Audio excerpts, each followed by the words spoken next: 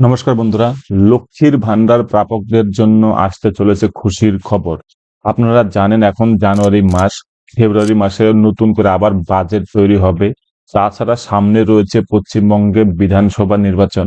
এই বিধানসভা নির্বাচনের আগে যেটা জানা যাচ্ছে, লক্ষ্মীর ভান্ডার প্রাপকদের টাকা বাড়ানো হবে।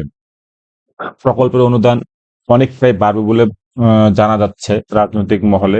কান পাতলে এটাই শোনা যাচ্ছে যে যারা বর্তমানে সাধারণ শ্রেণী যারা ১,০০০ টাকা পান, তারা কিন্তু এবার ২,০০০ টাকা পেতে পারেন।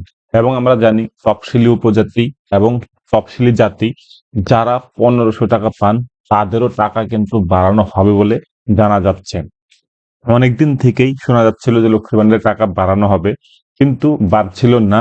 এবার সামনে কিন্তু নির্বাচন প্রায় চলে আসছে এবং বাজেটও হবে এর মধ্যেই, কারণ ফেব্রুয়ারি মাসেই বাজেট হয় প্রত্যেক বছরের মতন। তো এই বাজেটে কিন্তু লক্ষ্মীর ভান্ডারের টাকা বাড়ানো হতে পারে বলে শোনা যাচ্ছে।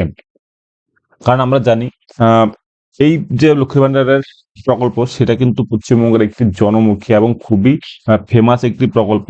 এই প্রকল্পের আরো যেটা শোনা যাচ্ছে, যারা নতুন করে আবেদন করেছিলেন লক্ষ্মীর ভান্ডারের জন্য, তাদের অ্যাকাউন্টেও কিন্তু টাকা ঢুকবে নতুন করে।